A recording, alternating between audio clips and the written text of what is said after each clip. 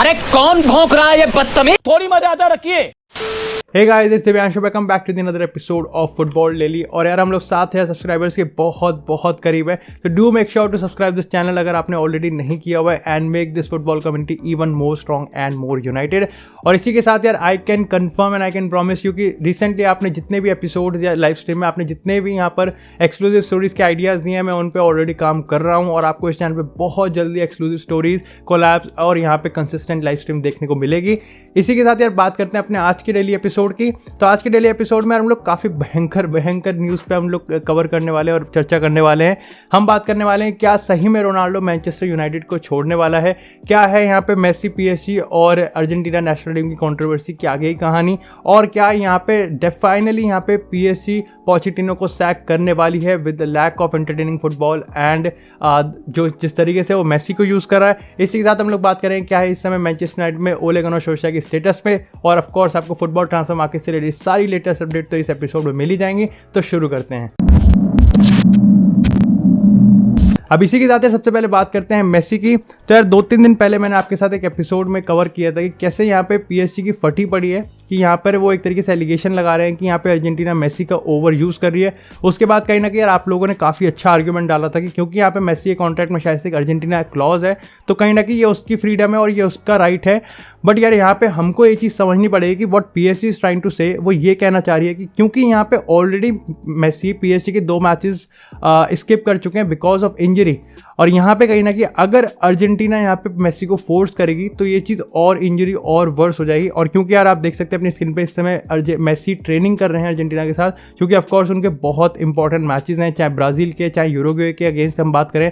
तो यहाँ पे यही चीज़ इस समय पीएसजी को बहुत ज़्यादा बॉदर कर रही है कि ऐसा ना हो कि अर्जेंटीना कहीं ओवर यूज़ करने के चक्कर में, कहीं मेसी का ट्रम्प कार्ड खेलने के चक्कर में वो मेसी को और ज़्यादा इंजर कर सकें। इसके रिगार्डिंग आपका क्या ओपिनियन है, क्या यहाँ पे अर्जेंटीना को रिस्क लेना चाहिए, because of course Messi is not 100% fit according to PSG. इसी के साथ यार बात करते हैं हम पीएसजी के मॉरिशियो पोचेटिनो यानी कि मैनेजर सैक की कहानी को। तो भाई यहाँ अब ऐसा लग रहा है कि पीएसजी फाइनली, जो पीएसजी की हायरार्की है वो फाइनली यहाँ पे एक्सेप्ट कर रही है कि डिस्पाइट कि हम यहाँ पे लीग 1 की टेबल में टॉप ऑफ द टेबल बने हुए हैं, यहाँ पे रिजल्ट्स आ रहे हैं, बट ऑफकोर्स यहाँ पे हम एंटरटेनिंग फुटबॉल तो बिल्कुल भी नहीं खेल रहे हैं। और ये चीज़ देखो यार, हम अपने एपिसोड्स में लगातार हम जो डिस्कस करते हुए आ रहे हैं पैनल्स में, आपके साथ कमेंट सेक्शन में अच्छे से डिबेट हो रहा है कि जिस तरीके की यहाँ पे एवेंजर्स टीम है, डेफिनेटली बहुत ज़्यादा एक्सपेक्टेशंस हैं, बहुत ज़्यादा एक एंटरटेनिंग फुटबॉल खेलना यहाँ पे हम एक्सपेक्ट करते हैं पीएसजी से, जो कि बिल्कुल भी नहीं हो रहा है। और सबसे बड़ी बात पीएसजी ये डर रही है कि यहाँ पे जिस तरीके से मेसी का यूज़ होना चाहिए वो यूज़ बिल्कुल भी पोचेटिनो नहीं कर पा रहा। और केमिस्ट्री की तो बात की बात है कि जो नेमार, एम्बापे और मेसी के बीच की जो केमिस्ट्री है वो भी लैक कर रही है।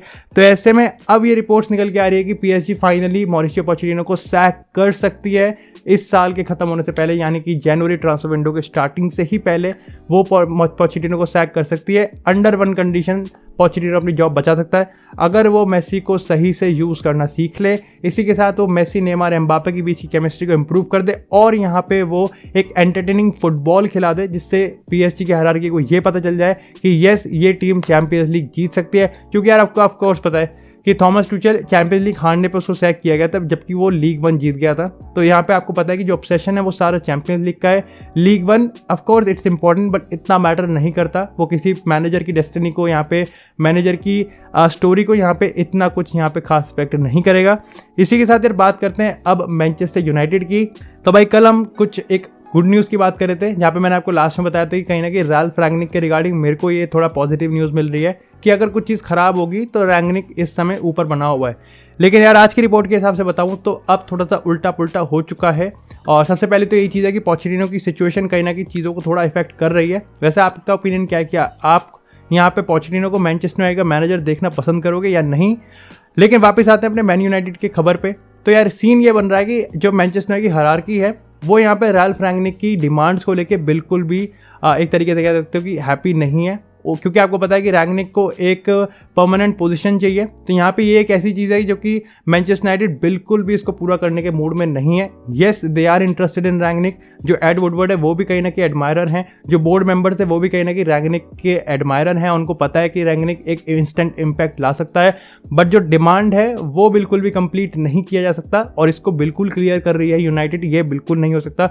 और वहीं रैंगनिक की तरफ से बात करें तो उसने भी अपनी डिमांड बिल्कुल क्लियर कर दी कि अगर ये नहीं होगा तो मैं भी नहीं आ रहा हूँ। अब इसके रिगार्डिंग देखा, मेरा पर्सनल ओपिनियन ये है कि ये मैंने एक पॉडकास्ट में ही बोला था, कोलैब में ही बोला था, और आपके सामने मैं यही आर्ग्यूमेंट रखने वाला हूँ कि इसके रिगार्डिंग मेरा पर्सनल ओपिनियन ये है कि यहाँ पे हेडेक यूनाइटेड के लिए सरदर्द की बात ये भी है कि क्योंकि अगर यहाँ पे इस सीज़न के बाद अगर हम यहाँ पे रैंगनिक को एक परमानेंट फुटबॉल पोजीशन भी दे देते हैं तो यहाँ पे जो उसकी फिलॉसफी है उसके अकॉर्डिंग हमें एक नया मैनेजर लेके आना पड़ेगा। आई होप मैं यहाँ पे आपको कंफ्यूज ना कर रहा हूँ। अब आप फॉर एग्जांपल मैं आपको बता रहा हूँ कि मॉरिशियो पोचेटिनो की फिलॉसफी रैंगनिक के फिलॉसफी बहुत ज़्यादा अलग है, और ऐसे में मेरे को नहीं लगता कि पोचेटिनो बिल्कुल भी रैंगनिक के अंडर काम करना पसंद करेगा। और इसका अगर मैं आपको बताऊँ कि चीज़ें काम कैसे करती हैं उसका एग्जाम्पल, तो आप डेफिनेटली देख सकते हो कि एरिक टेन हैग और वान दे सार की फिलॉसफी और केमिस्ट्री बहुत अच्छे से काम करती है। तो ये चीज़ इस समय सिचुएशन बनी हुई है। इसी के साथ बात करते हैं अपनी ट्रांसफर अपडेट की यूनाइटेड से। तो भाई आप लोग कहोगे कि भाई CDM से ट्रांसफर न्यूज़ आएगी, क्या डेक्लन राइस है, क्या कैल्विन फिलिप्स है, या फिर क्या कोई और यूरी टेलेमेंस है। तो भाई ट्रांसफर न्यूज़ में थोड़ा सा बदलाव है, और बदलाव ये है कि CDM नहीं बल्कि शायद से जनवरी ट्रांसफर विंडो में यूनाइटेड सेंटर बैक के लिए जा रही है, और ये और कोई नहीं बल्कि होने वाले सेविया के सेंटर बैक जुल्स कोंडे, जिसका ट्रांसफर मार्केट में इस समय 70 मिलियन का जो प्राइस टैग है वो लगा हुआ है। अब इसके पीछे 3-4 बड़ी रीजन है। सबसे पहले राफेल वरान की इंजरी ने कहीं ना कहीं फोर्स किया यूनाइटेड को कि वो अब थोड़ा सा वो बैकअप ऑप्शन भी रखे। अब ऑफ कोर्स बैकअप ऑप्शन में आप कहोगे कि एरिक बेई भी है और लिंडेलॉफ भी है, बट हमको पता है कि एरिक बेई डिस्पाइट कि थोड़ा फैन में फेवरेट बना हुआ है इस समय, बट यूनाइटेड उस पर बिल्कुल भी ट्रस्ट नहीं करती एंड कहीं ना कहीं वो एरर प्रोन उसको टैग दिया हुआ है। साथ ही साथ यहाँ पे लिंडेलॉफ की बात करें तो लिंडेलॉफ सही बताऊं तो मीडियोकर डिफेंडर कहूंगा, ना बुरा है और ना ही ज़्यादा कुछ अच्छा है। तो ऐसे में he is good for a backup but definitely not first team player. और यहाँ पे डेफिनेटली वही चीज़ जो कि मेरे को बहुत दिल की तसल्ली मिली है, they are worry about Harry Maguire inconsistency. यहाँ पे वो समझ रहे हैं कि मैगवायर की इनकन्सिस्टेंसी उनको गेम लूज करवा सकती है। तो डेफिनेटली इस समय अगर सारी डिफेंडर्स की बात करें तो सब में कुछ ना कुछ खराबी है, और ऐसे में ये यूनाइटेड को फोर्स कर रही है कि वो अपनी ट्रांसफर स्ट्रैटेजी में थोड़ा चेंज करे and they need a centre back, और वो इस समय जुल्स कोंडे के पीछे पड़ गए हैं। वैसे आपको क्या ओपिनियन है, क्या जुल्स कोंडे इस समय यूनाइटेड की डिफेंस में सूट करेगा, और सूट करेगा तो क्या यूनाइटेड को जाना चाहिए? वैसे मैं आपको बता दूं कि 70 मिलियन भी काफ़ी ज़्यादा होते हैं, कहीं ऐसा तो नहीं होगा कि हैरी मैगवायर वाली सिचुएशन हम वापस से रिपीट कर दें। बाकी इसके रिगार्डिंग आपका क्या ओपिनियन है आप कमेंट सेक्शन में ज़रूर बताना।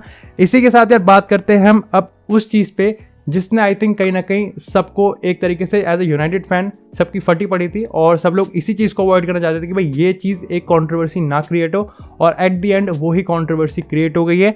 तो भाई ये रिपोर्ट आई है कि रोनाल्डो मैनचेस्टर यूनाइटेड को लीव कर सकता है, छोड़ सकता है इस सीज़न के बाद। और सही बताऊँ तो यार ऑफकोर्स जब ऐसी रिपोर्ट्स आती हैं तो मैं दो ही चीज़ सबसे पहले ऑब्जर्व करता हूँ, उस रिपोर्ट की वॉलेटिलिटी और उस रिपोर्ट की क्रेडिबिलिटी। यानी कि वॉलेटिलिटी यानी कितनी जल्दी ये रंग बदल रहे हैं कि आज कुछ और कल कुछ और, तो डेफिनेटली उसके लिए तो देखो भाई 1-2 दिन और लगेंगे। लेकिन क्रेडिबिलिटी की बात करें तो आई हेट टू एडमिट, हाँ इस रिपोर्ट की क्रेडिबिलिटी को थोड़ा सपोर्ट किया जा रहा है। बैक रिपोर्ट्स इसको कहीं ना कहीं बैक कर रही हैं कि हाँ भाई ऐसा है, ऐसा सिचुएशन बना हुआ है। और इसके पीछे मैं आपको बता दूं कि इस रिपोर्ट में जो पॉसिबिलिटी की बात की गई है वो कुछ ऐसा नहीं है कि ये कर दिया वो कर दिया, ये होने वाला है या वो होने वाला है। इसमें कहीं ना कहीं रोनाल्डो की आइडियोलॉजी और रोनाल्डो के परसेप्शन को यहाँ पे दिखाया गया है, जो कि कहीं ना कहीं ईजिली काफ़ी ज़्यादा क्रेडिबिलिटी रखता है। अब इस रिपोर्ट में ये बताया गया क्योंकि रोनाल्डो की प्रेफरेंस होती है वो चैंपियंस लीग खेलना है, और कहीं ना कहीं यूनाइटेड के जो करंट फॉर्म की बात करें तो अगर इस सीज़न वो चैंपियंस लीग के लिए क्वालिफाई नहीं करते तो कहीं ना कहीं यहाँ पर रोनाल्डो मैनचेस्टर यूनाइटेड को छोड़ सकते हैं। अब देखो यार मैनचेस्टर यूनाइटेड, अब इसमें कहीं ना कहीं मेरे को ऐसा लगता है कि यहाँ पे मैं क्लैरिफाई कर देता हूँ कि यहाँ पे देखो पर्टिकुलरली रोनाल्डो की ही हम नहीं बात कर सकते, बल्कि कोई भी बड़ा प्लेयर हो तो उसकी प्रेफरेंस चैंपियंस लीग ही खेलना हो, चाहे लेवेंडोव्स्की रख दो, चाहे मेसी रख दो, चाहे एम्बापे रख दो, नेमार रख दो, they all prefer to play Champions League. But यहाँ पे कहीं ना कहीं इसके रिगार्डिंग आपका क्या ओपिनियन है, क्या सही में यहाँ पे अगर चैंपियंस लीग मिस आउट करती है यूनाइटेड तो रोनाल्डो छोड़ देंगे यूनाइटेड को, और अगर ऐसा है तो किसके लिए? या फिर आप ये भी बता सकते हो कि क्या सही में रोनाल्डो अब रिग्रेट कर रहा है यूनाइटेड को छोड़ने में, या फिर आप कहीं ना कहीं थोड़ा इमोशनल साइड पे अपना ओपिनियन रखते हो कि क्या यहाँ पर कि डिस्पाइट कि यहाँ पे बुरी खबर है बट रोनाल्डो यूनाइटेड के साथ बुरे टाइम्स में भी रहेगा? आप अपना ओपिनियन कमेंट सेक्शन में जरूर बताएं। अब इसके रिगार्डिंग मेरा पर्सनल ओपिनियन ये है कि यार यस, अगर ये चीज़ जुवेंटस में हो रही होती तो मैं डेफिनेटली कहता कि yes Ronaldo will leave Juventus, but कहीं ना कहीं मैनचेस्टर यूनाइटेड के केस में यार देयर इज अ छोटा सा ही लेकिन एक पार्ट है जो मेरे को ऐसा कन्विंस करने में मजबूर कर रहा है कि यस, यहाँ पे रोनाल्डो यूनाइटेड के साथ तब भी रहेगा अगर वो चैंपियंस लीग के लिए क्वालिफाई नहीं करती। But again it's a big question for a debate and I am looking forward कि आप लोग अपने इसका रिगार्डिंग क्या ओपिनियन देते हैं कमेंट सेक्शन में। इसी के साथ यार बात करते हैं कुछ शॉर्ट अपडेट्स की। तो सबसे पहले तो यार चेल्सी साउ निगुएस को अब वापस भेजने वाली है एथलेटिको मैड्रिड इस जनवरी ट्रांसफर विंडो में। आपको पता है लास्ट मिनट में लोन डील साइन की गई थी, लेकिन उसके बाद से कहीं ना कहीं Saul Niguez has failed to adapt to the Chelsea और कहीं ना कहीं थॉमस टुचेल उन पे यहाँ पे अब ट्रस्ट नहीं करते, तो ये कहीं ना कहीं फेल्ड ट्रांसफर डील निकल के सामने आई है। इसी के साथ यार बात करते हैं नॉर्विच सिटी की। तो नॉर्विच सिटी ने यार कल ऑफिशियली कांटेक्ट किया था फ्रैंक लैम्पार्ड को, बात अच्छी हुई लेकिन इतना कोई एग्रीमेंट साइन नहीं हुआ है। और अगर यहाँ पे फ्रैंक लैम्पार्ड, आपको एक इंटरेस्टिंग फैक्ट बताता हूँ, अगर नॉर्विच लैम्पार्ड को एज अ मैनेजर साइन करती है तो लैम्पार्ड पहले ऐसे मैनेजर होंगे जिनकी वर्थ यहाँ पर ओनर के वर्थ से ज़्यादा है। तो यहाँ पे ये थोड़ा सा इंटरेस्टिंग फैक्ट है। इसी के साथ ये बड़ी अपडेट आ रही है एस्टन विला से और पर्टिकुलरली लिवरपूल के फैंस से। तो यहाँ पे अब स्टीव जेरार्ड ने कंफर्म कर दिया है रेंजर्स को कि वो अब अपनी जर्नी को आगे कंटिन्यू करना चाहते हैं और रेंजर्स को छोड़ के वो एस्टन विला की जॉब लेना चाहते हैं। और इसके रिगार्डिंग भाई रेंजर्स ने ये कहा है कि अगर यहाँ पे एस्टन विला यहाँ पर जो कंपेंसेशन फी है वो पे कर देती है तो वो जाने को तैयार हैं, यानी कि जाने की परमिशन दे सकते हैं। और डेफिनेटली आप मान सकते हो कि आने वाले टाइम में एक ऑफिशियल कॉन्टैक्ट यहाँ पे किया जाएगा एस्टन विला की तरफ से and it will be a big deal for Steve Gerrard. इसी के साथ ये थोड़ी सी इंटरेस्टिंग भी है और हिलेरियस भी है, क्योंकि भाई ऐसा रिपोर्ट हमें आया है कि आर्सेनल ना दुसन लाहोविच के काफ़ी टाइम से कॉन्टैक्ट कर रही है, बट उनके एजेंट यहाँ पे उनका फ़ोन ही नहीं उठा रहे हैं आर्सेनल का। अब इसके पीछे रीज़न ये है कि कहीं ना कहीं आर्सेनल उनके जो क्लब शॉर्टलिस्ट है उसमें मैच नहीं करता, या फिर एक तरीके से वो नहीं चाहते कि उनका जो एजेंट है वो आर्सेनल जैसी टीम में जाए। Again it's a bit rude और थोड़ा सा अजीब भी है, लेकिन यही इस समय भाई फुटबॉल में सिचुएशन बनी हुई है। तो that's it for this episode guys. I hope आपको एपिसोड पसंद आया। थोड़ा सा यार आई थिंक इंटरनेशनल ब्रेक चल रहा है तो थोड़ा कंटेंट में कमी है, but I am trying my best कि मैं अपनी कंसिस्टेंसी मेंटेन करके रखूँ। और जैसा मैंने आपसे रिक्वेस्ट किया कि थोड़ा सा आप टाइम और दीजिए, यहाँ पे लाइव स्ट्रीम कोलैबोरेशंस और यहाँ पे आपको एक्सक्लूसिव स्टोरी जरूर देखने को मिलेगी along with the football daily episodes। तो ऐसे ही अपना सपोर्ट बना के रखें and do make sure to leave a comment down below। तब तक के लिए यार stay tuned, stay safe and I'll see you guys in the next episode।